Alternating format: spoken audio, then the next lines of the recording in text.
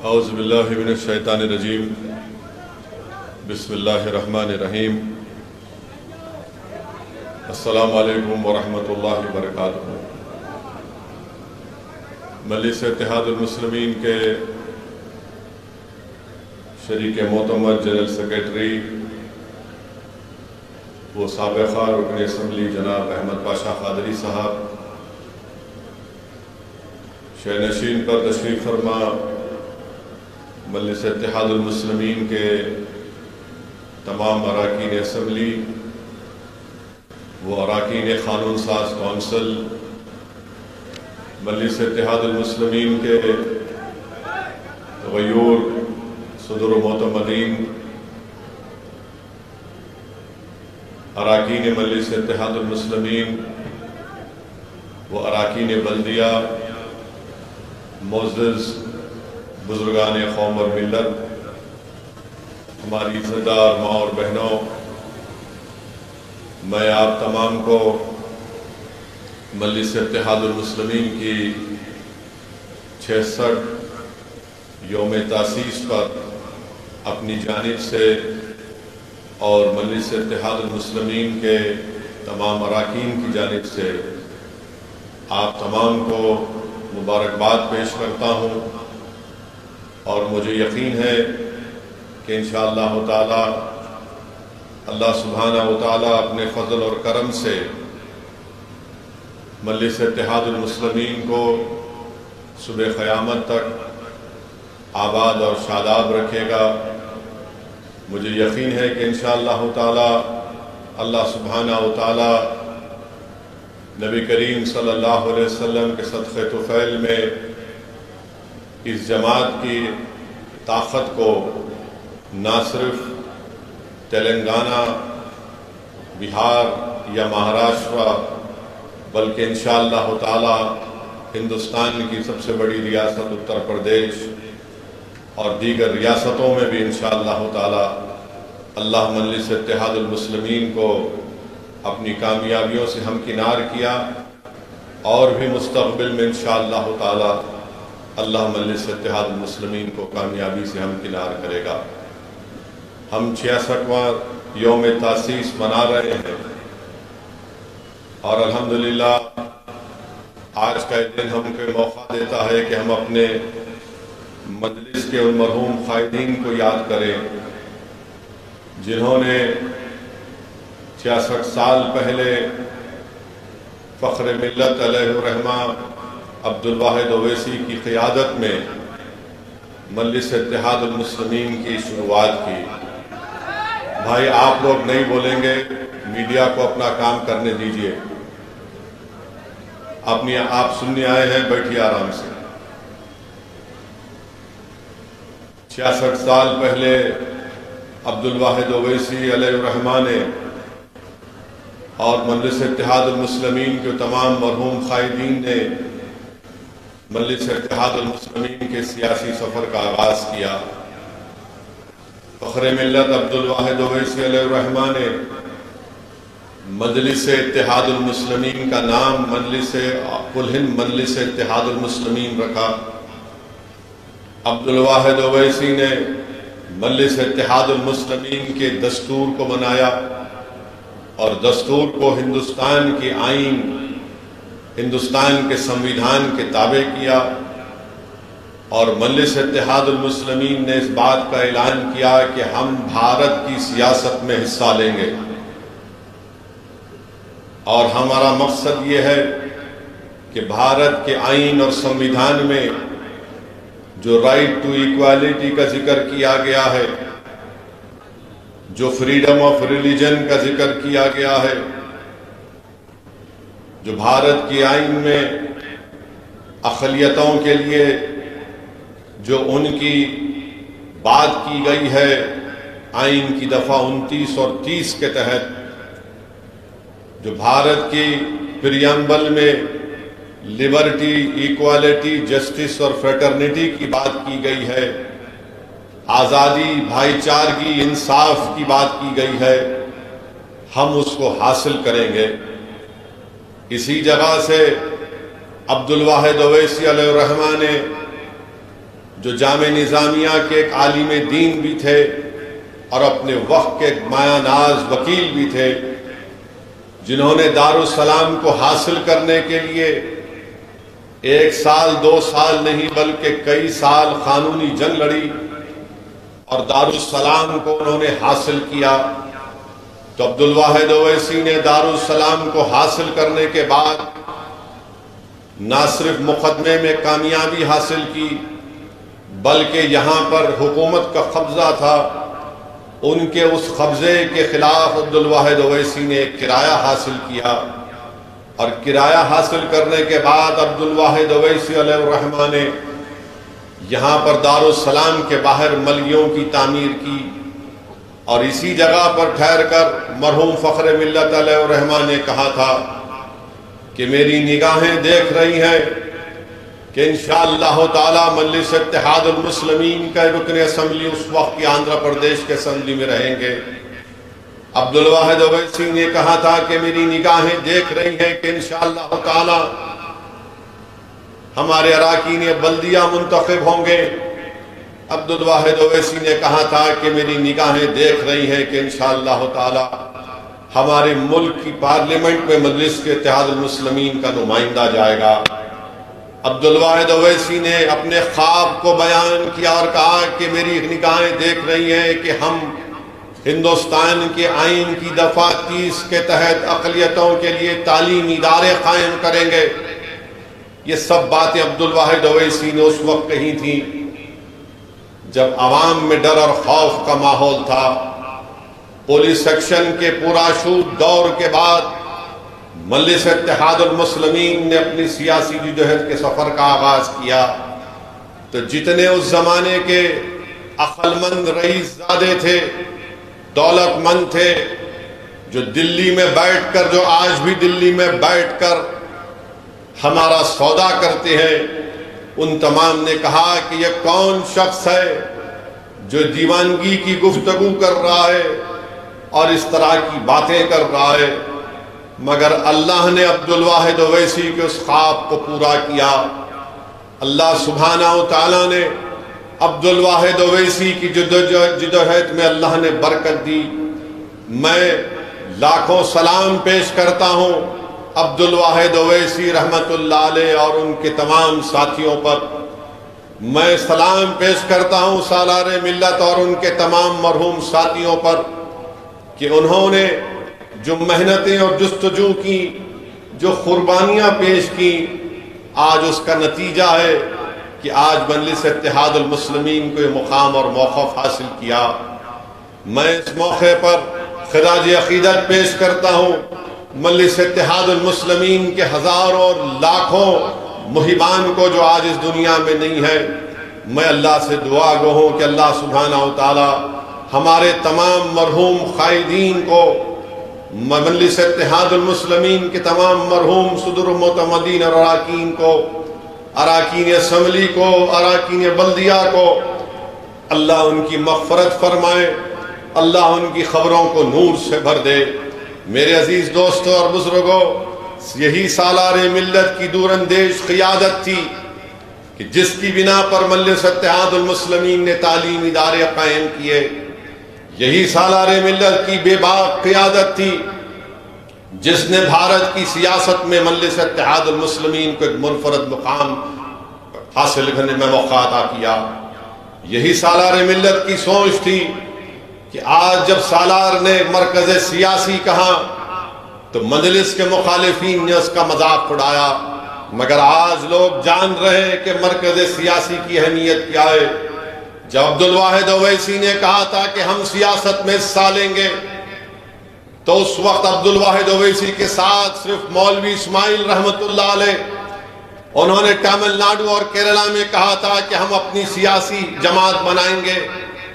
तो दखन की सरजमीन पर अब्दुल वाहिद ओवैसी ने कहा था कि हम अपनी सियासी जमात बनाएंगे।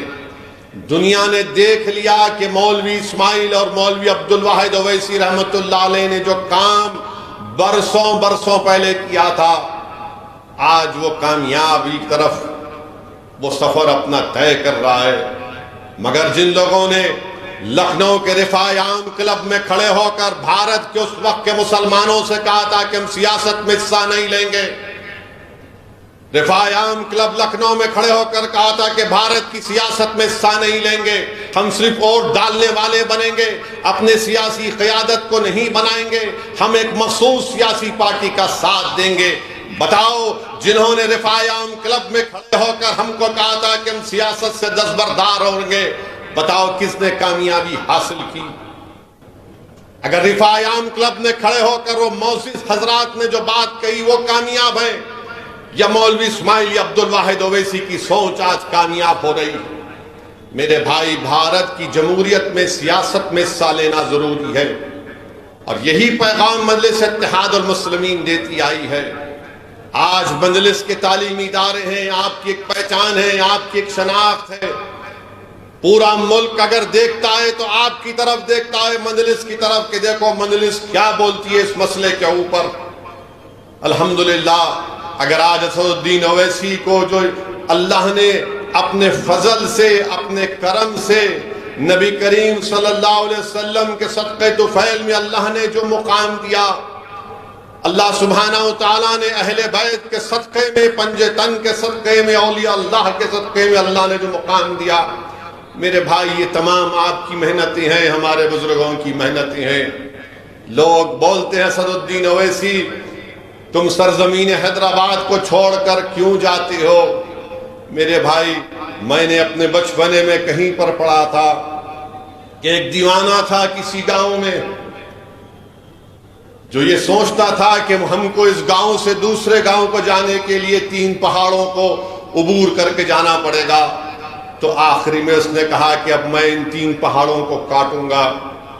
जिंदगी उसमें गुजर गई, एक पहाड़ काट दिया, दूसरा पहाड़ काट रहा था, उसका इंतकाल हो गया। जब वो अपने बिस्तरे मरग पर था तो लोगों ने उससे पूछा, क्या किया तूने? जिंदगी लगा दी इन पहाड़ों को काटने में, देख तूने क्या हासिल किया। तो उस मरने वाले शख्स ने कहा कि मैं जानता हूं कि अब मैं जिंदगी के आखिरी मंजिल पे करीब पहुंच चुका हूं, मगर मैं इत्मीनान की मौत हासिल करूंगा, मैं आराम से इस दुनिया से चला जाऊंगा, इस इत्मीनान से चला जाऊंगा कि 3 पहाड़ों में से कम अल्लाह ने मुझे मौका दिया 1.5 पहाड़ को काटने का। मेरे मरने के बाद जो आने वाली नस्ल आएगी वो उन पहाड़ों को उखाड़ कर फेंक देगी और अपना रास्ता बनाएगी। तो याद रखो, इन पहाड़ों को हटाना आपका और हमारा काम है। अगर मैं जा रहा हूं मेरे अजीज दोस्तों और बुजुर्गों, तो आपकी इत्तेहाद, आपकी दुआएं, बुजुर्गों की सरपरस्ती, हमारे मरहूम कायदीन की कुर्बानियां मुझे पुकार पुकार कर कहती हैं कि 66 बरस पहले हमने इस चिराग को जलाया था, 66 बरस पहले हमने 11 महीने की जेलों को बर्दाश्त किया, 66 बरस पहले जब हमने मजलिस के परचम को बुलंद किया तो हमारे घर के अकाउंट बंद कर दिए गए, हमारी औलाद पर पीने का पानी बंद कर दिया गया, हमने जेलों की सोबतें बर्दाश्त की, हमने इल्जामात का सामना किया, हम तने तनहा खड़े होकर वक्त के हुक्मरानों से मुकाबला किया। खबरदार, हमारी कुर्बानियों को रायगा जाने मत देना। तुम हमारी कुर्बानियों को हमको जिंदा समझते हो तो इस सफर को लेकर आगे बढ़ो।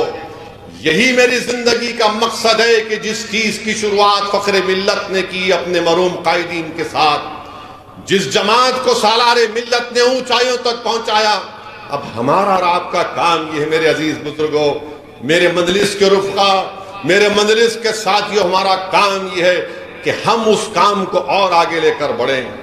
यकीनन इल्जामात का सामना करना पड़ता है, यकीनन हम पर उंगलियां उठाई जाएंगी, कीचड़ फेंका जाएगा, मगर मेरे भाई 66 बरस पहले दारुस्सलाम नहीं था, 66 बरस पहले ये तालीम इदारे नहीं थे, 66 बरस पहले ये 44 अराकीन बल्दिया, ये 7 अराकीन असम्बली, 2 रुकने पार्लिमान, बिहार में आपके रुकने असम्बली, महाराष्ट्र में आपके 2 रुकने असम्बली, आपके रुकने बल्दिया गुजरात में, रुकने बल्दिया उत्तर प्रदेश में, मध्य प्रदेश में, आंध्रा में, कर्नाटका में कुछ नहीं था।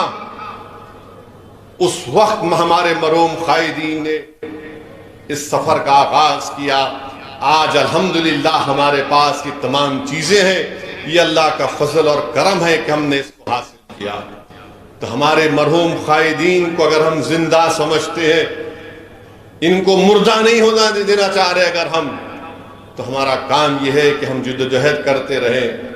यकीनन इल्ज़ामात तो लगते रहे और लगते रहेंगे, मुझे उसकी कोई परवाह नहीं है, क्योंकि मेरे मरने के बाद ये इल्ज़ाम लगाने वाले मेरी खबर में नहीं आएंगे।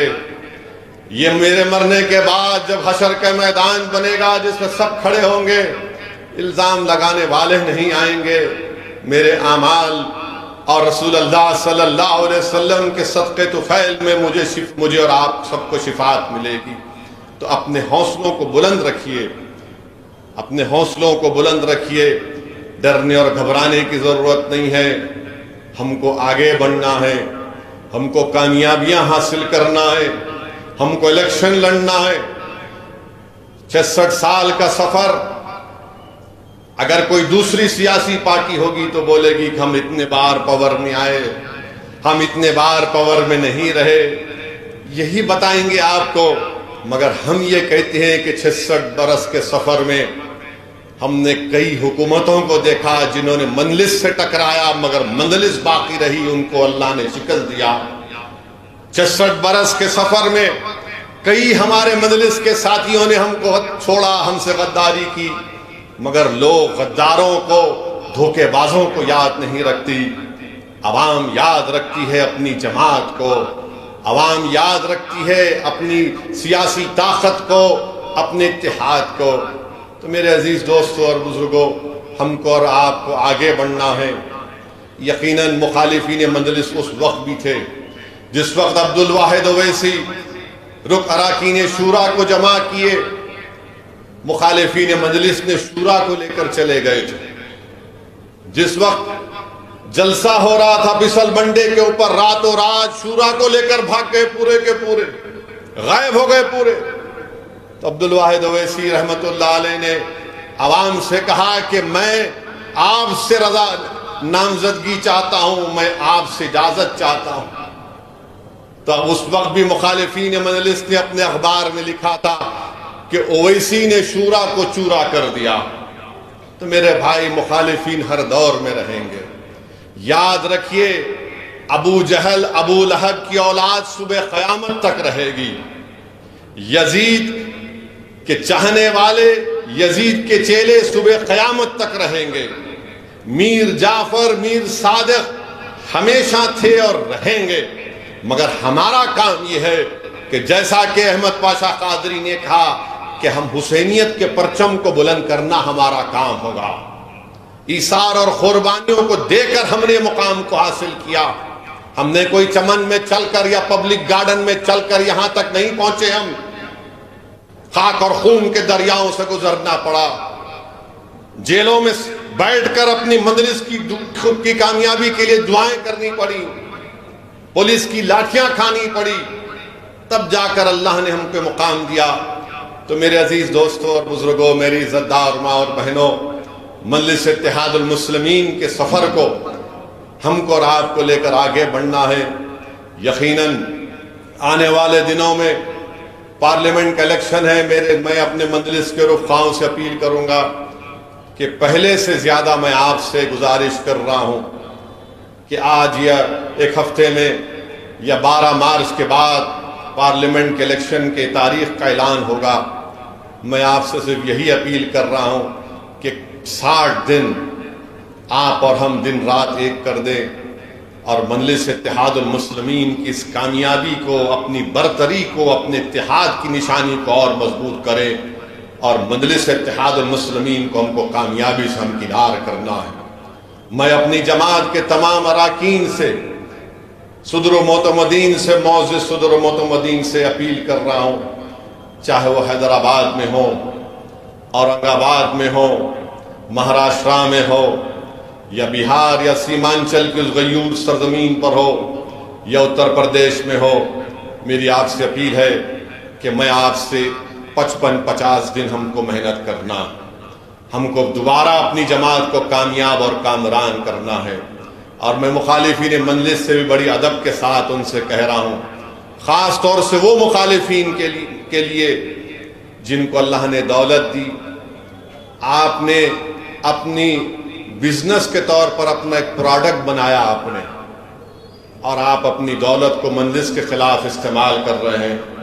मैं बड़ी मोहब्बत से आपसे अर्ज कर रहा हूँ, अगर ये आपका बिजनेस का प्रोडक्ट है, ये मजलिस प्रोडक्ट नहीं है, ये हमारे आंसुओं की निशानी है, ये हमने जो खून बहाया ये निशानी है हमारी, जो हमारे बुजुर्गों ने खाकर खून के दरियाओं में गुजर कर इस जमात को बनाई है उनकी निशानी है, ये हमारे इत्तेहाद की निशानी है मेरे भाई। ये भारत में एक अनमोल चीज है, ये हमारी निशानी है, हमारी पहचान है, हमारी शनाख्त है। याद रखो, अगर हम तुम्हारे प्रोडक्ट के पीछे पड़ गए तो तुम्हारा क्या होगा। तो समझो इस बात को, अपने प्रोडक्ट पे बचाओ, उसको और लेके बढ़ो, मुझे कोई फिक्र नहीं है, मगर ये मेरा नहीं है, ये कौम की अमानत है, ये गरीबों की अमानत है, ये दलितों की आवाज है, कमजोरों की आवाज है। याद रखो, अगर तुम अपने प्रोडक्ट को लेकर मजलिस इत्तेहादुल मुस्लिमीन जैसी चट्टान जमात से मुकाबला करोगे तो प्रोडक्ट चुकनाचूर हो जाएगा, प्रोडक्ट चुकनाचूर हो जाएगा और जमात बाकी रहेगी। मैं नहीं रहूंगा, मैं जमीन की ग़िज़ा बन जाऊंगा, मगर जमात रहेगी इंशाअल्लाह ताला। तो आपसे हम अर्ज कर रहे हैं, आप खुश रहो, मगर मैं इस बात को हरगिज बर्दाश्त नहीं करूंगा कि मजलिस इत्तेहादुल मुस्लिमीन के खिलाफ, जमहूरियत है, इख्तलाफ करो आप, मगर याद रखो, अगर इख्तलाफ करने के तरीके अगर आप तब्दील करेंगे तो हम तो हर वक्त जंग के लिए तैयार रहते हैं, हम तो हर वक्त जंग के लिए तैयार रहते हैं। मुझे खुलकर बोलना पड़ेगा कि तुम किसके इशारों पर काम कर रहे हो। और मैं उनसे भी कहना चाह रहा हूं जो बहुत सीना तान कर बगल में हाथ डालकर बोल रहे हैं, प्यारे मजलिस इत्तेहादुल मुस्लिमीन ने MP सीट को 84 में अल्लाह ने मजलिस को कामयाब किया। मुखालिफीन मजलिस इत्तेहादुल मुस्लिमीन ने 96 में कोशिश की थी, 2009 में भी कोशिश की थी, मजलिस मैदान में थी, है और रहेगी इंशाअल्लाह ताला। मजलिस 84 में कामयाबी हासिल की, मजलिस 96 में कामयाबी हासिल की, मजलिस 2009 में भी कामयाबी हासिल की, और इंशाअल्लाह ताला 2024 में भी पहले से ज्यादा अक्सरियत के साथ इंशाअल्लाह ताला मजलिस इत्तेहादुल मुस्लिमीन कामयाबी हासिल करेगी। तुम मैदान छोड़कर नहीं भागना, तुम मैदान छोड़कर नहीं भागना, मैं सबसे मुकाबला करने के लिए तैयार हूं, तुम भागना नहीं। तुम बहुत बातें करते हो ना, आओ अब दिखाएंगे तुमको हैदराबाद क्या होता है, तुमको बताएंगे इलेक्शन कैसा लड़ा जाता है, तुम्हारे घर में घुस के मुकाबला करेंगे इंशाअल्लाह ताला। तुम अगर ये समझते हो कि एक बार हमारी कमजोरी का तुमने फायदा उठा लिया, ठीक है, अब हम तुम्हारी कमजोरियों को देखकर उसको निकालेंगे, मगर भागना नहीं प्यारे, आना ठहरना, किधर भी नहीं जाना। तुमको ऐसा घेरे में लेकर आएंगे कि तुमको मुकाबला ही करना पड़ेगा इंशाअल्लाह ताला। और तुम ये नहीं बोलना हम अन्ना के पीछे खड़े हुए हैं, अरे तुम अन्ना को लेके आओ, किसको लेके आते, मगर तुम छोड़ना नहीं। मेरे भाई, मजलिस की मुखालिफीन हम मुखालिफ हमेशा थे, आज इस दुनिया में बाज नहीं है, चले गए अपने अरमानों को लेकर, मजलिस की मुखालिफत में अपने बिस्तरे मर्ग तक पहुंच गए, मगर अल्लाह ने जमात को आबाद और शादाब रखा। ये वही लोग हैं जो मजलिस को कमजोर देखना चाहते हैं। मजलिस क्या है मैं बताता हूं आपको। मजलिस ने अवाम को बेदार किया, शऊर को बेदार किया। इसीलिए हर भारत के कोने में कोई कहता है कि क्यों अक़लियतों के बजट में मेरे हिस्से को कम कर दिया जा रहा है, मेरा हिस्सा कब मिलेगा। मजलिस बोलती क्या किए, अरे मजलिस ये किए कि आज अवाम कह रही कि मेरे हिस्से का क्या होगा। मजलिस ने ये बेदारी पैदा की कि आज नौजवान उठकर कह रहा है कि हम तुम्हारी पार्टी या तुम्हारे उन लोगों के लीडरों के ममनून और मुश्कूर नहीं है। आज भारत हमारा है। मजलिस ने इस शऊर को बेदार किया कि CAA का कानून गलत है। मजलिस ने शऊर को बेदार किया कि मुसलमानों को, दलितों को तालीम हासिल करना जरूरी है। मजलिस ने यह शऊर बेदार किया कि सियासी ताकत के जरिए हम अपने मसाइल को हल करवा सकते। अरे मजलिस ने तालीमी इदारे कायम किए, अस्पताल कायम किया। ये लोग अस्पताल तो छोड़ो, एक फार्मेसी की दुकान नहीं बना सकते। मजलिस तो छोड़ो, ये कुछ नहीं कर सकते मेरे भाई। ये अल्हम्दुलिल्लाह ये आप और हमारी बुजुर्गों की और हमारी मेहनत है कि मजलिस इत्तेहादुल मुस्लिमीन ने हासिल किया। और तीसरी बात यह है कि मजलिस के खिलाफ क्यों है? क्योंकि ये चाहती है कि मोदी के इशारे पर, RSS के हुक्म पर मजलिस को कमजोर करना चाहते हैं।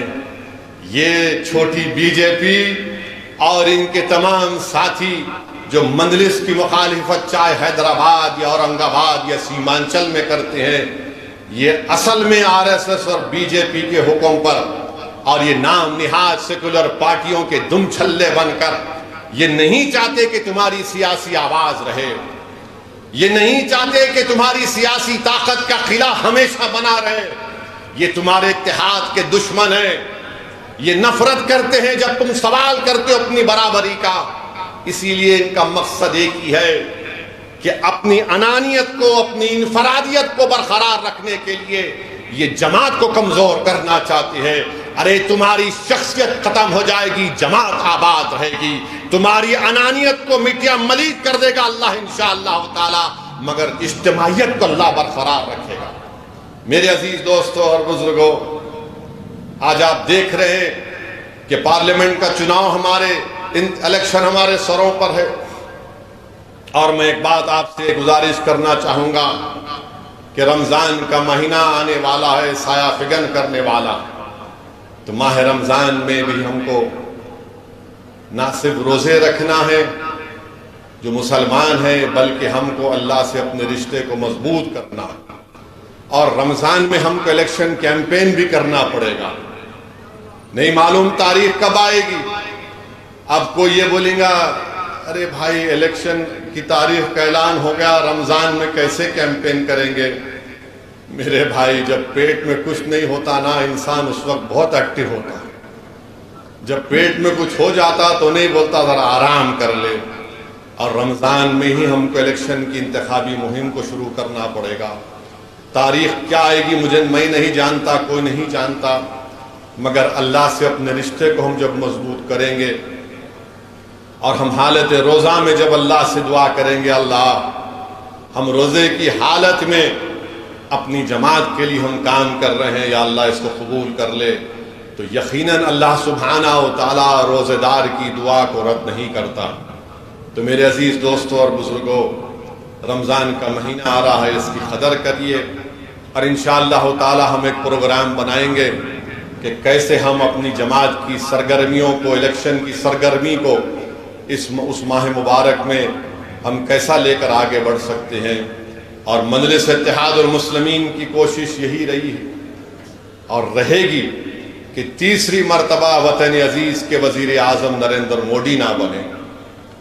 हमारी कोशिश यही रही कि बीजेपी इक़्तिदार में ना आए।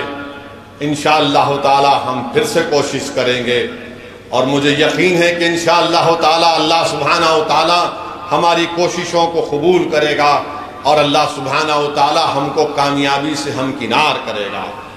आज बीजेपी के पास दिखाने को कुछ भी नहीं है। बीजेपी के पास दिखाने को कुछ भी नहीं है। बेरोजगारी नौजवानों का मुकद्दर बन गया। उत्तर प्रदेश में 50 लाख पुलिस की नौकरियों के लिए, 50,000 नौकरी के लिए 50 लाख नौजवान अप्लाई करते हैं। किसी रियासत में एक प्यून की नौकरी, 10 प्यून की नौकरी के लिए 3,000 PhD के लोग अप्लाई कर दिए। भारत में सबसे ज्यादा अगर नौजवानों बेरोजगारी पूरी दुनिया में है तो वतन अजीज भारत में है। और उनमें सबसे ज्यादा बेरोजगार हैं तो पढ़े लिखे लोग हैं। अब बताइए भारत के वजीर आजम ने क्या किया, मोदी ने क्या किया? तो बोलेंगे भाइयों बहनों अच्छे दिन आ गए, विकसित भारत हमने कर दिया, भारत का नाम रोशन हो गया पूरी दुनिया में। नरेंद्र मोदी से हम कहना चाहेंगे कि आपने रोजगार नहीं दिया बल्कि बेरोजगार बना दिया नौजवानों को आपने। आप सोचिए थोड़ी देर के लिए कि इजराइल 30,000 फलस्तीनियों को शहीद कर दिया गाजा में, 20 लाख की आबादी में 13 लाख बेघर हो गए लोग। उस 30,000 में 16,000 बच्चे मर गए, पीने का पानी नहीं है, खाने को खाना नहीं है, अस्पताल में दवाएं नहीं है। और ये गाजा के गरीब फलस्तीनी इजराइल में जाकर काम करते थे, क्योंकि इजराइल उन लोगों को काम करने नहीं दे रहा है, गाजा और वेस्ट बैंक के फलस्तीनियों को। तो इजराइल नरेंद्र मोदी से कहता है कि हमको भारत से नौजवान दिलाओ। मोदी जी, ये कौन सा विकसित भारत है कि इजराइल में नौकरी करने के लिए जहां पर जंग चल रही है, भारत का नौजवान अपनी जान को हथेली रखकर जा रहा है। आपने रोजगार दे दिए, हजारों नौजवान भारत के खड़े हुए हैं इजरायली कंपनियों में नौकरी लेने के लिए, इजराइल को जाकर काम करने के लिए। कितना झूठ बीजेपी कहती है कि हमने रोजगार दे दिया। कहां रोजगार दिया आपने? अगर आपने रोजगार दिया होता तो हमारा मोहम्मद सुफियान नारायण पेट का और मोहम्मद अफसान बाजार घाट का क्यों रशिया जाते? वो गुजरात का हमारा बेटा क्यों रशिया जाता जो आज मर गया वहां पर युद्ध जंग में? मेरे भाई, बेरोजगारी बहुत बड़ा मसला है। मैं भारत के नौजवानों से अपील कर रहा हूं कि सोचो, सोच समझ कर वोट डालो। याद रखो, अगर तुम बहकावों में आ जाओगे, जज्बात में आ जाओगे, तो 5 साल तुमको नौकरी नहीं मिली और 5 साल तुमको तकलीफ ना उठाना पड़े। हाँ, असदुद्दीन ओवैसी का नाम लेकर तुम्हारे दिल को तो खुश कर दिया जा सकता है, मगर तुम्हारे पेट को खुश नहीं किया जा सकता। ओवैसी की नफरत पैदा करके तुमको खुश तो किया जा सकता है, मगर तुम्हारे घर में चिराग नहीं जलेगा। मुसलमानों को बदनाम करके तुमको कुछ झूठा पैगाम तो दिया जा सकता है, मगर तुम्हारे मां बाप के ख्वाबों को पूरा नहीं किया जा सकता। हमारे मस्जिदों को शहीद करके तुम्हारे घर नहीं बन पाएंगे, याद रखो। मेरे अजीज दोस्तों और बुजुर्गों, ये बात सबको समझने की जरूरत है, मगर आज हम क्या देखते हैं कि हमारी शनाख्त को खत्म करने की कोशिश की जा रही है, मस्जिदों को हमसे छीनने की कोशिश की जा रही है, शरीयत पर अमल ना करे, यूनिफॉर्म सिविल कोड की बात की जा रही है, CAA के कानून के रूल्स को बनाकर हमको हमारे ही मुल्क में कागज दिखाने पर मजबूर किया जाएगा। मेरे भाई, ये बात मैं आपसे कह रहा हूं, ये आपको समझने की जरूरत है। और लोग मजलिस के मुखालिफिन बोलते, असद साहब अगर खामोश बैठ गए तो अच्छा होगा। अरे दीवाने, तेरा बाप जब तेरी मां से निकाह करा तो अगर खामोश बैठता तो निकाह नहीं होता, बोलना पड़ा। तेरी अम्मा कबूल है तो तू पैदा हुआ दुनिया में, बोलना पड़ता ना। निकाह जब हुआ, निकाह जब होता है, काजी से शादी जिसकी हुई, ससुरे का हाथ तुम्हारे हाथ में, गवाए रहते, काजी साहब पूछते कबूल है? उन्होंने दूल्हा बोला काजी साहब बोलते क्या होगा इसको, डेफ एंड डम तो नहीं है बेचारा। काजी साहब फिर पूछते कबूल है? बोलना पड़ता कबूल है, तो ससुरा हाथ दबाता है साहब। दुल्हन को जाके जब पूछते तो दुल्हन शर्माती, तो दुल्हन की खामोशी को रजामंदी भी तस्वुर करते, दूल्हे की खामोशी को रजामंदी तस्वुर नहीं करते। तो अगर दूल्हे है तो बोलना पड़ता, लड़ेंगे, इंतखाबात लड़ेंगे, नाइंसाफी के खिलाफ बोलेंगे, जिद्दोजहद करेंगे, जुस्तजू करेंगे, मसाइब और मुश्किलात को उठाएंगे, झूठे इल्जामात का मुकाबला करेंगे और हक को गालिब करेंगे इंशाअल्लाह ताला। ये हमको करना है। अगर मुखालिफिन मजलिस नहीं बोलना, अरे दीवाने, पार्लियामेंट में अगर नहीं बोलते तो हैदराबाद की अवाम वोट डालती मेरे को। हैदराबाद की अवाम जानती है कि हैदराबाद की अवाम ने सालार को देखा कैसे एक शख्स ने 20 साल तक भारत की पार्लियामेंट में बेबाक तरीके से गरीबों और मजलूमों की आवाज को उठाया।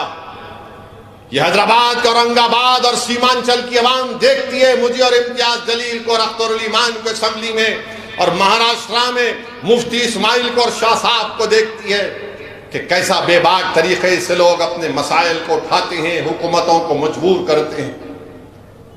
असदुद्दीन ओवैसी और इम्तियाज जलील ने भारत की पार्लियामेंट में सबसे ज्यादा सवाल किए। नफरत क्यों है मजलिस से? ये बहुत पूछते हैं, ये बहुत लड़ते हैं, ये बहुत हुकूमत के सामने खड़े होकर अपनी बात को दलील और भारत के संविधान के दायरे में रहकर बोलते, इसलिए इनको तकलीफ है। मेरे भाई, पार्लियामेंट में आपने देखा कि हमने खड़े होकर कहा CAA का कानून नहीं मानते, मैंने उस कानून को फाड़ दिया। दूसरे भी फाड़ सकते थे, नहीं फाड़े। हैदराबाद का एक लफ्ज है, फाड़ने पे नहीं बोलना चाहूंगा। आप कुछ नहीं कर सके। ट्रिपल तलाक का कानून आया, आप नहीं बोल सके। मोदी के हुकूमत में जुल्म और सुतम किया गया अखलाक पर, एनकाउंटर, बुलडोजर पर किसने आवाज उठाई? मजलिस ने आवाज उठाई। UAPA का कानून में तरमीम की गई, किसने खिलाफ बोला? मजलिस ने बोला। किसने तायीद की? वो दुनिया के सामने है जो आज हमको बोलते हैं। मेरे भाई, अजीज दोस्तों और बुजुर्गों, पार्लियामेंट का आखिरी दिन, इस लोकसभा का आखिरी दिन, हुकूमत ने रेजोल्यूशन लेकर आया तो किसने दुनिया के सामने कह दिया कि 17 दिसंबर 1992 को भारत की पार्लियामेंट में हमने रेजोल्यूशन पास करके RSS, विश्व हिंदू परिषद, बजरंग दल को उस ऐवान ने कंडेम किया था बाबरी मस्जिद की शहादत को। पार्लियामेंट में सन्नाटा हो गया। किसने भारत की पार्लियामेंट में कहा कि 22 जनवरी GB पंत ने रखी, 6 दिसंबर के दिन रखी गई? किसने भारत की पार्लियामेंट में खड़े होकर कहा कि बाबरी मस्जिद जिंदाबाद, बाबरी मस्जिद जिंदाबाद? तुम भी बोल सकते थे, मगर नहीं बोलेंगे। सच्चाई को बयान कर सकते थे। बाबरी मस्जिद जिंदाबाद बोलने का मतलब सिर्फ मुसलमान नहीं, बाबरी मस्जिद जिंदाबाद बोलना इंसाफ जिंदाबाद बोलने के बराबर है, संविधान जिंदाबाद बोलने के बराबर है, रूल ऑफ लॉ जिंदाबाद बोलने के बराबर है। मगर आप कुछ नहीं बोलेंगे, आप खामोश बैठे रहेंगे और अक़लियतों से, दलितों से कहेंगे नहीं हम तुम्हारी लड़ाई लड़ेंगे। मेरे भाई, आज आप देख रहे हैं कि 5 साल में महंगाई आसमान को छू गई, आसमानों को छू गई महंगाई। मगर मोदी जी पूरे देश में जाकर बोल रहे हैं विकसित भारत, ये हो गया, फुला कर दिए, ये कर दिए। नौजवानों को ये फैसला लेना है।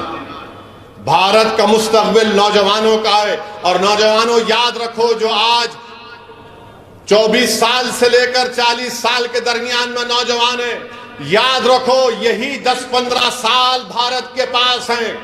अगर तुमको नौकरी नहीं मिलेगी तो याद रखो 2050 या 55 से तुम्हारे पे बहुत बड़ी जिम्मेदारी देश पर आ जाएगी। इतने बूढ़े भारत में होंगे, इतने बूढ़े होंगे कि उन बूढ़ों की को जिंदगी को बचाना फिर तुम्हारी जिम्मेदारी बन जाएगी। इसीलिए ये वक्त खो रहे हैं।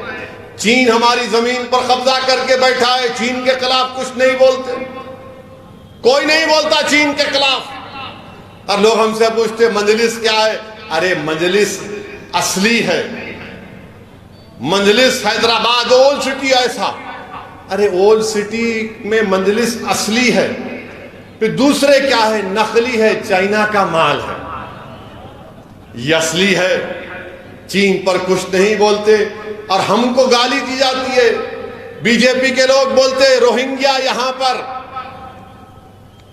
बीजेपी के लोग बोलते सर्जिकल स्ट्राइक ओल्ड सिटी में करेंगे, बीजेपी के लोग बोलते कोई मंजलिस को के बारे में बोलता हम डेवलपमेंट करेंगे। डेवलपमेंट का मतलब क्या है?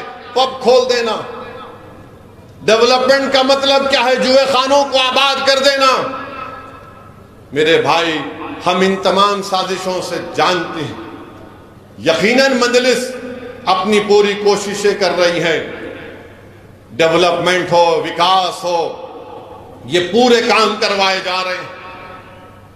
ओल्ड सिटी के मेट्रो के सिलसिले में मैंने चीफ मिनिस्टर से कहा कि आइए पुराने फाउंडेशन स्टोन डालिए। महात्मा गांधी बस डिपो से लेकर फलकनुमा तक, तो मुझे बताया गया कि आइंदा हफ्ते 7 तारीख के दिन चीफ मिनिस्टर आएंगे फलकनुमा पर मेट्रो का फाउंडेशन डालने के लिए। वेलकम, फाउंडेशन स्टोन भी डालिए और काम भी शुरू कराइए। रोड वाइडनिंग के लिए और पैसे दीजिए। वो जो 2 ब्रिजेस का इफ्तिताह हमने किया था हाकर्स के लिए, उसका काम शुरू करवाइए। चीफ मिनिस्टर ने एमएलएस को बुलाकर कहा कि मूसा नदी के ऊपर मूसी डेवलपमेंट प्रोजेक्ट का काम करिए, कौन रोक रहा आपको? मीरालम तालाब के ऊपर ब्रिज का प्लान बना हुआ है, उसको मंजूरी दीजिए। ओल्ड सिटी में जेल को निकालिए, ये चंचलगुड़ा जेल को निकालकर वहां पर एक केजी टू पीजी का कॉम्प्लेक्स बनाइए। ये जो पेटला बुर्ज पे सिटी आर्म रिजर्व है उसको लेके जाइए बाहर, वहां पर कुछ करिए। अरे हम चाह रहे हैं डेवलपमेंट, मगर हमारे मजलिस के मुखालिफिन को, इरखान का जो मरीज होता ना उसको खाली पीला दिखता, बेचारे को उसको दिखता ही नहीं कुछ भी, उसको दिखता ही नहीं कुछ भी। मजलिस के मुखालिफिन और मजलिस के अराकीन में क्या फर्क है? मजलिस का रुकन रात रात भर मेहनत करता। आज सुबह में 6 बजे 5:30 बजे मेरे को फोन आया, एक बिहार के बैसी के इमाम ने कहा कि मेरी वालदा का इंतकाल हो गया, मुझे अपनी वालदा की लाश को लेकर जाना है बैसी को। मैंने मजलिस के एमएलसी को फोन किया कि जाओ फौरन निम्स को जाओ, बैसी के इमाम साहब की वालदा का इंतकाल हुआ, उनकी लाश के पूरा पेपर वर्क कराओ। मजलिस काम करती, मगर मजलिस के मुखालिफिन क्या है? मैं कर रहा हूं, आ जाओ। फेसबुक लाइव करते, उसके बाद अपने आप को बोलते मैं अर्तुगरुल गाजी हूं। 1 घंटे का फेसबुक लाइव और मैं अर्तुगरुल गाजी हूं। अच्छा, अर्तुगरुल गाजी हैं आप। 2 घंटे का फेसबुक लाइव। अरे दीवाने, या 66 साल की मेहनत है यहां पर, ये हमारे खाक और खून की कुर्बानियां हैं यहां पर, और ये फेसबुक लाइव करके बड़ा तीर मार लिया, बहुत काम कर लिया। एक डिस्पेंसरी तुम नहीं खोल सकते, तुम्हारे बड़े लोग अपने अरमानों को लेकर इस दुनिया से चले गए मजलिस को कमजोर करने की, मगर हम में भी अपनी कमजोरियों को दूर करना है। मैं मेरे अराकीन से अपील करूंगा कि गुरूर मत करिए, अच्छा बात करिए, अवाम की खिदमत करने के जज्बे को और मजबूत करिए। और याद रखिए, हमने जो हमारे बुजुर्गों से सीखा, कोई दारुल सलाम को आए या कोई आपके पास आए, वो इंसान है। मजहब मत देखो, मजहब मत देखो। कोई हिंदू होगा, दलित होगा, मुसलमान होगा, नहीं होगा, ईसाई होगा, बैकवर्ड क्लास का होगा, मगर इंसान है, उसका काम करना पड़ेगा। और ये दारुल सलाम गवाह है कि यहां पर हम बैठकर बिला लिहाज मज़हब मिल्लत काम करते आए हैं और इंशाअल्लाह ताला काम करते रहेंगे। तो मेरी आप तमाम से अपील है। हाँ, एक और बात बोलना भूल गया, ये आजकल ये उत्तराखंड में यूसीसी का कानून लाया गया। अरे क्या कानून है वो? उसमें हमारे हिंदू भाइयों में, नॉर्थ में ज्यादा, साउथ में नहीं, उनके पास शादी नहीं हो सकती अगर कोई माँ का रिश्तेदार रहा या बाप का रिश्तेदार रहा। प्रोहिबिटेड मैरिज बोलते, आप हम पे डाल दिए। हमारे पास शादी होती मुसलमानों में, साउथ में भी हिंदू भाइयों में होती, मगर उत्तराखंड में बोले नहीं करना शादी। और आपने कहा कि 2010 में जिसकी शादी सब रजिस्टर करना। अब जिसकी शादी हो गई अपने रिश्तेदारों ने क्या करना? मैं नरेंद्र मोदी जी से पूछना चाह रहा हूं, ये जो हिंदू अनडिवाइडेड फैमिली का टैक्स रिबेट सिर्फ एक ही कम्युनिटी को क्यों मिलता, मुसलमानों को क्यों नहीं मिलता? दीजिए ना। 3000 करोड़ रुपया आपने दे दिया, उसमें टैक्स रिबेट में मेरे को भी दो। मेरे अजीज दोस्तों और बुजुर्गों, उत्तराखंड में यूसीसी मकसद एक ही है कि मुसलमानों की मजहबी शनाख्त को ख़त्म कर दिया जाए। हम अपनी शरीयत पर अमल ना करें और आप अपने मजहब के कानून को हम पर कैसे मुसल्लत करेंगे? आप रेस्टिट्यूशन ऑफ कॉन्जुगल राइट्स का क्या मसला है बताइए। डिवोर्स का तरीका एक मजहब में अलग है, इस्लाम में अलग है। इस्लाम में शादी एक कॉन्ट्रैक्ट है और कॉन्ट्रैक्ट कभी दोनों पार्टीज बैठकर खत्म कर सकते हैं, मगर आप अपनी मजहबी तालीमात को हम पर मुसल्लत कर रहे हैं। ये आर्टिकल 25 का वायलेशन है। और कैसा यूसीसी? उत्तराखंड का यूसीसी हो ही नहीं सकता। यूसीसी पूरे मुल्क में होना, बल्कि ये यूसीसी नहीं है, ये सिर्फ मुसलमानों को अपने मजहब से दूर करने की कोशिश उत्तराखंड की हुकूमत कर रही है। आर्टिकल 25 का वायलेशन, ट्राइबल पर इतलाक नहीं होगा तो राइट टू इक्वालिटी का वायलेशन है ये। और फिर इल्जाम लगाते हैं मंजले कि मुस्लिम औरतों को हम अच्छा करना चाहते हैं। क्या अच्छा करेंगे? क्या कोई बीजेपी का नेता जाकर बिल्किस बानो से माफी चाह सकता है? आप मुस्लिम खवातीन से बड़ी मोहब्बत की बातें करते हैं, पसमानदा मुसलमान की बातें की जाती हैं। बताओ, जितने घर तोड़े गए किसके तोड़े गए?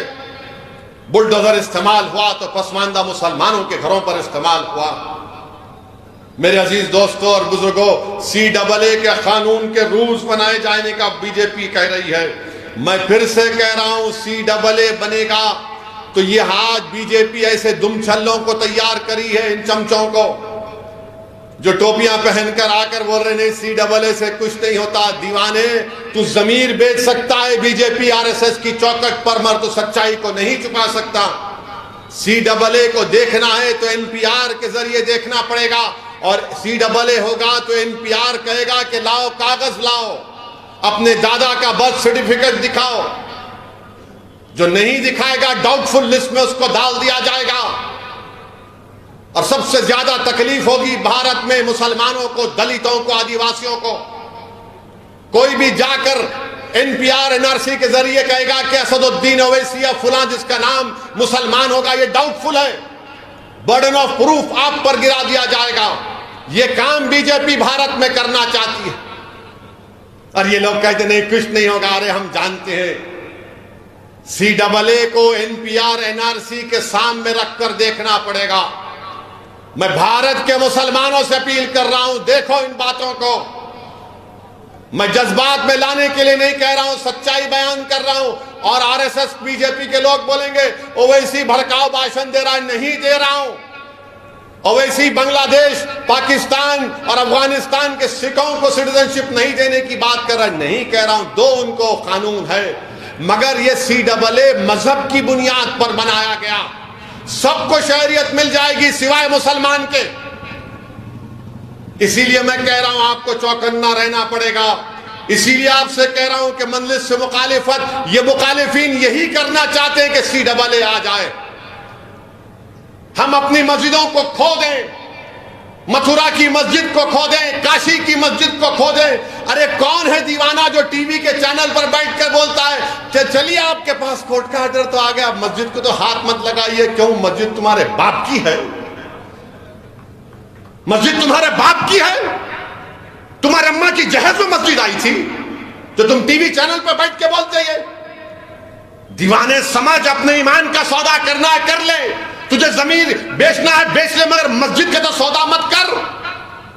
ये वैसे लोग हैं, नहीं कहिए कर लो कर लो। मेरे भाई, मथुरा की जो ईदगाह है 1960s में मुसलमान और हिंदू भाइयों ने बैठकर तस्वीया कर लिया, एग्रीमेंट किया। मुसलमानों ने 8 एकड़ जमीन दी और उस एग्रीमेंट पर सुन्नी वक्फ बोर्ड की इजाजत से कोर्ट में एग्रीमेंट दाखिल हो। हिंदू भाइयों की तरफ से एग्रीमेंट में कौन साइन किया? पंडित मालविया ने साइन किया। अब ये आजकल के ये जो लोग हैं, क्या पंडित मालविया से बड़े हिंदू हैं वो लोग? जो बात मुसलमान और हिंदुओं ने बैठकर तय कर ली, खत्म कर लिया मसले को, आज 2023 में अब उसको शुरू कर दिए। और बार बार आपको बोलते, तो देखो काशी में उसका देखो कैसा है फोटो। अरे दीवाने, उस जमाने में यूज्ड मटेरियल बचा उसको इस्तेमाल करते थे। उससे क्या साबित कर रहे आप? क्या साबित करना चाह रहे आप? मैंने जब कहा था हैदराबाद में अपनी मस्जिदों को बचाओ, उसको आबाद रखो, तो ये मजलिस के मुखालिफिन शुरू हो गए, ओवैसी देखो जज्बाती बात कर रहा है। अरे तुम्हारे सामने नजर नहीं आया?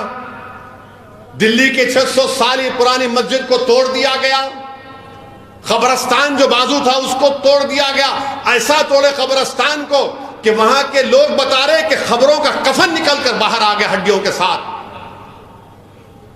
ये हो रहा है, मेरी बात को समझो आप। आपको अपनी ताकत को मजबूत करना पड़ेगा। सुनेरी बाग की मस्जिद पार्लियामेंट से करीब है।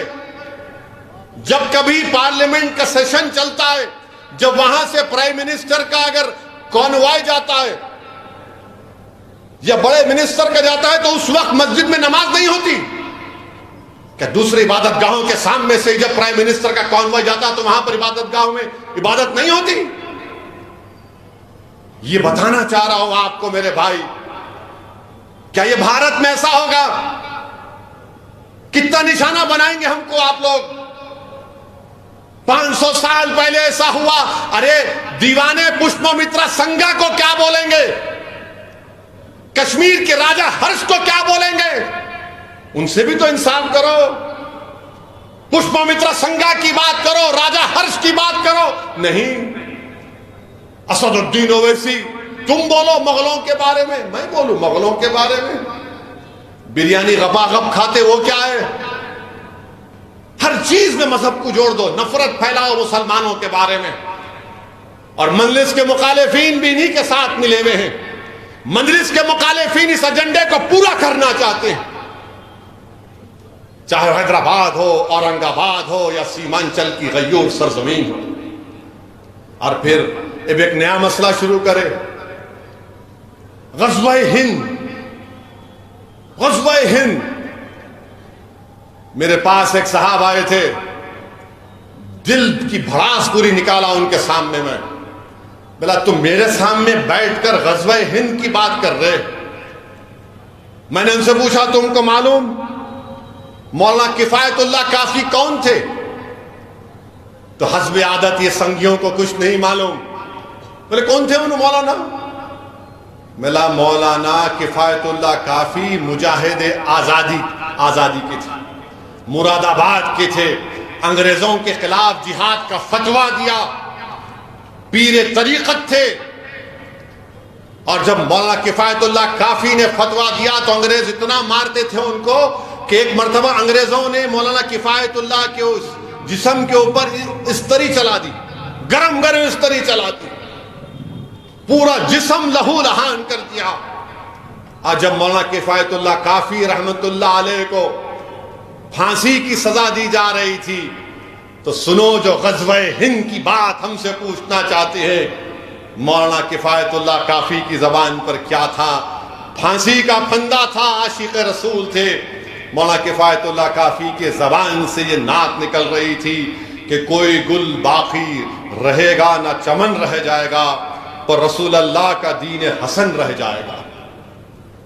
मौलाना किफायतुल्लाह काफी के जबान से नात निकल रही थी और मौलाना किफायतुल्लाह काफी कह रहे थे कि नामे शहाने जहां मिट जाएगा, लेकिन यहां हशर तक नामे पंजतन रह जाएगा। मौलाना किफायतुल्लाह काफी फांसी का फंदा गले में पड़ गया। मौलाना किफायतुल्लाह काफी ने अपनी जबान से कहा, सब फना हो जाएंगे काफी, लेकिन हशर तक नाते हजरत का जबानों पर सुकन रह जाएगा। तुम ग़ज़वा-ए हिंद की बात हमसे करते हो? ये मौलवी इस्माइल जो मक्का मस्जिद के इमाम थे, जिन्होंने अंग्रेजों के खिलाफ लोगों को जमा किया, रमजान के महीने में जुमे का खुतबा दिया और कहा सुल्तान बाजार चलो वुमेन रेसिडेंसी, अंग्रेजों के खिलाफ लड़ना है। काला पानी का सबसे पहला मुजरिम जो भारत के मुसलमानों से ग़ज़वा हिंद की बात करे, सुनो बेशर्मो, सुनो बेशर्मो जो हमारी वफादारियों पर शक करते हैं। भारत की आजादी की जंग में पहला काला पानी की सजा काटने वाला हैदराबादी था। ग़ज़वा हिंद की बात पूछने वालों बेईमानों, फजल हक कैराबादी कौन था जिसने अंग्रेजों से सौदा नहीं किया? ग़ज़वा हिंद की बात करने वाले पूछो, बताओ उनको, माल्टा की जेल में तुम थे, तुम्हारा बाप था? मौलाना महमूद हसन हुसैन अहमद मदनी थे वहां पर। सर्दी में खुले मैदान में रख दिया गया कई महीने उनको। जौहर बरादरान कौन थे?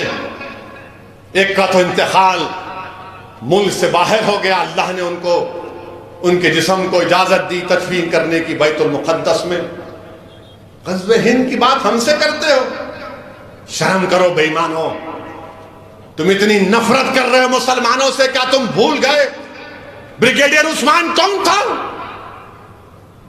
कौन था ब्रिगेडियर उस्मान जो पाकिस्तान के खिलाफ लड़के अपनी जान की शहादत दे दिया? ग़ज़वा हिंद की बात हमसे करने वाला बताओ, वहादार अब्दुल हमीद कौन था? किसकी मां की कोख से पैदा हुआ था? मेरे अजीज दोस्तों और बुजुर्गों, फिर एक और बात बोलते हैं कि मुसलमान बच्चे बहुत पैदा कर रहे।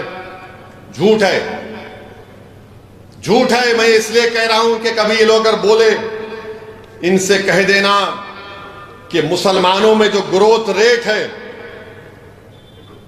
ग्रोथ रेट मुसलमानों का गिरा है, हमारे हिंदू भाइयों का भी गिरा है।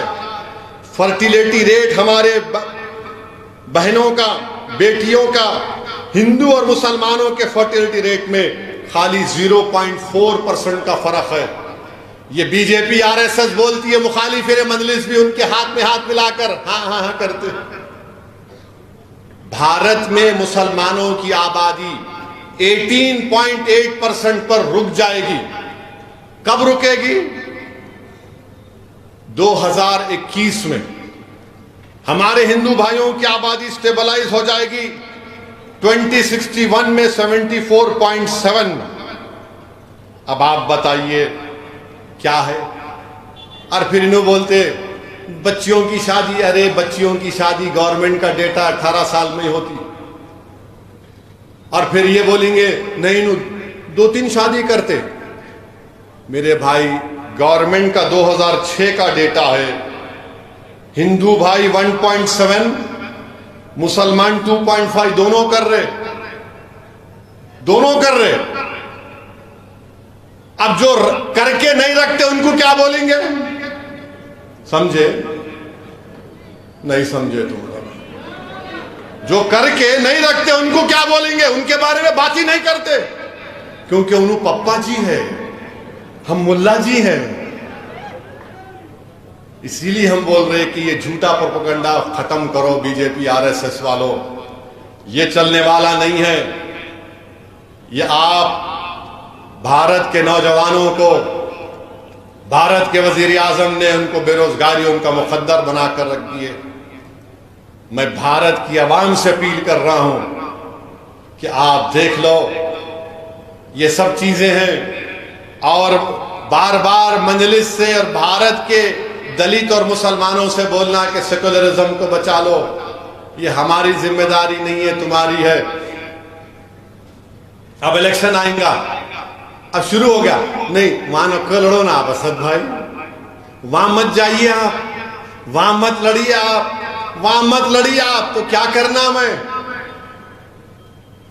क्या करूं? मैं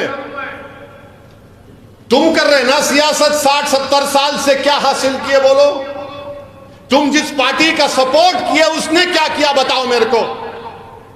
असदुद्दीन ओवैसी के जाने से ऐसा होता। हिमाचल प्रदेश क्या मैं उड़ के गया था?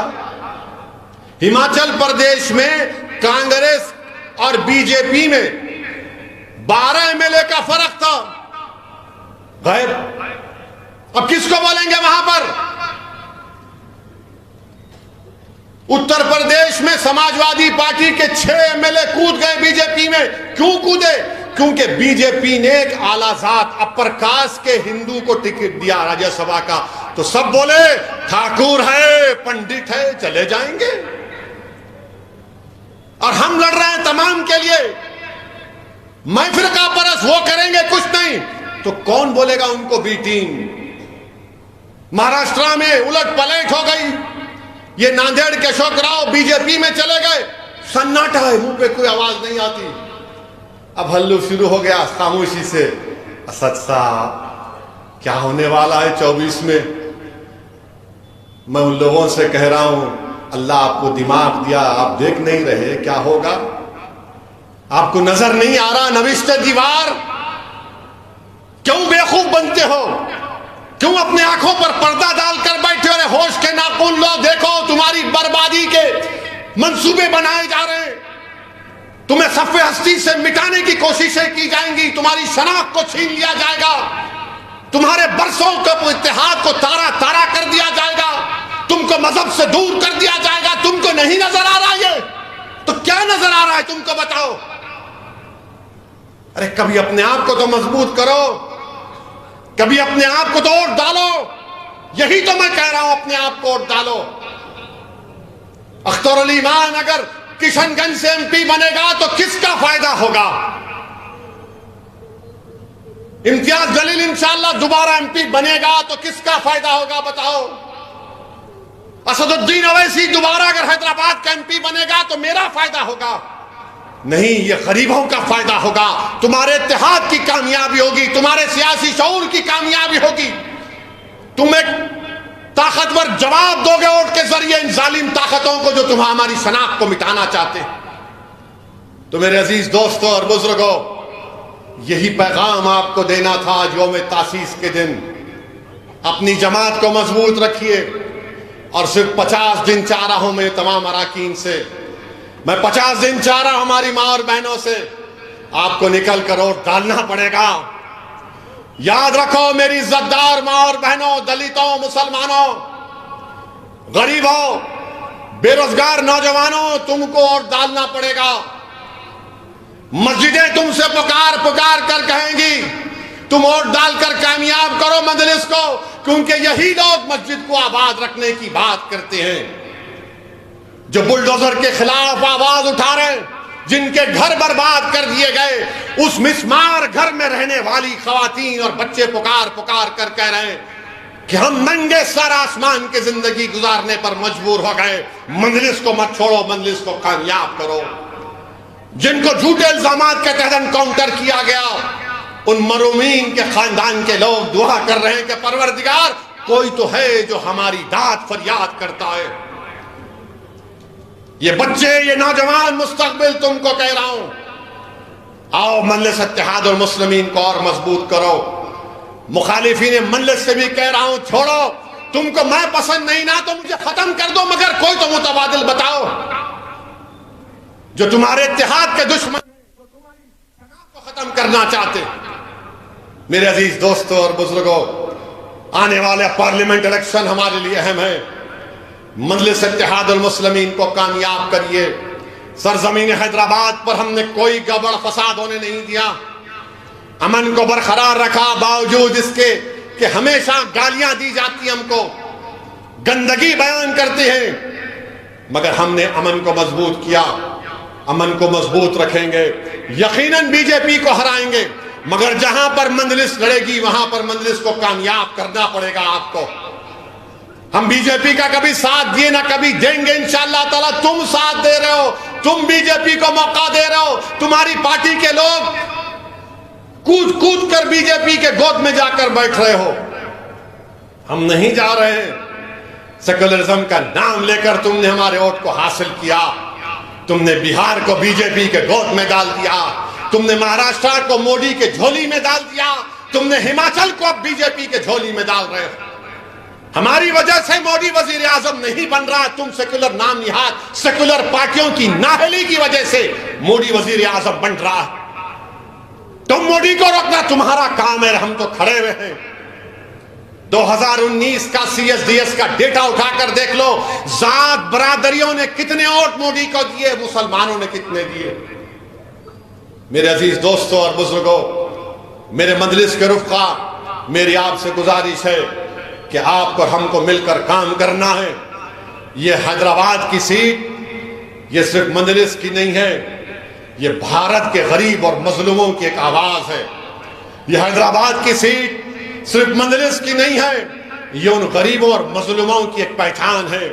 ये हैदराबाद की सीट सिर्फ मजलिस की नहीं है, बल्कि भारत के उन गयूर लोगों की, उन बेबस लोगों की एक आवाज़ है जो चाहते हैं कि भारत की पार्लियामेंट में उनके जज्बात की तर्जुमानी करते रहे। ये हैदराबाद की सीट सिर्फ तुम्हारी नहीं है, भारत के उन गयूर नौजवानों की एक आवाज़ है जो ये समझती है कि हमारे ख्वाबों को पूरा करने की एक आवाज़ भारत की पार्लियामेंट में, हैदराबाद हो, औरंगाबाद हो, सीमांचल हो या देश के कोने में कहां पर हो, वो आवाज़ उठे। तो मेरी आप तमाम से गुजारिश है कि मंजलिस को मजबूत करिए। और मैं आखिर में जनाब संभल के रुकने साबिक़ा रुकने पार्लिमान जनाब शफीकुर रहमान बर्क़ को भी उनको खिराज अक़ीदत पेश करता हूँ कि हज़रत बड़े बेलौस खिदमत गुजार थे, बेबाक MP थे बर्क़ साहब। मेरी अल्लाह से दुआ है कि अल्लाह सुब्हानहू तआला उनकी मग़फ़रत फरमाए। शफीकुर रहमान बर्क़ साहब रहमतुल्लाह अलैह सालार मिल्लत के साथी थे और मैंने उनको कई मरतबा पार्लियामेंट में देखा कि बेबाक तरीक़े से मिल्लत मज़लूमा की तर्जुमानी करते थे। और हमने एक मरतबा उनके पोते को भी टिकट दिया था असम्बली के इलेक्शन में, तो बर्क़ साहब के साथ कई जलसों को मुझे मुखातिब करने का मौका मिला। यकीनन बर्क़ साहब की कमी ना सिर्फ संभल की आवाम को महसूस होगी, बल्कि हर उस शख्स को महसूस होगी जो पार्लियामेंट में अपनी बेबाक आवाज़ को सुनता था। मेरी अल्लाह से दुआ है कि अल्लाह शफीकुर रहमान बर्क़ साहब की मग़फ़रत फरमाए, उनके अफराद ख़ानदान को अल्लाह सब्र जमील अता करे। और मेरे अजीज़ दोस्तों और बुज़ुर्गों, आइए इस पैगाम को लेकर उठिए कि हम आने वाले पार्लियामेंट के इलेक्शन में एक होकर अपनी आवाज़ को पार्लियामेंट में भिजाएंगे, BJP को रोकेंगे, तीसरी मरतबा मोदी को वज़ीर आज़म बनने से रोकेंगे। यही हमारा पैगाम और रस्म बुलंद होना चाहिए। अस्सलाम वालेकुम व रहमतुल्लाहि व बरकातहू।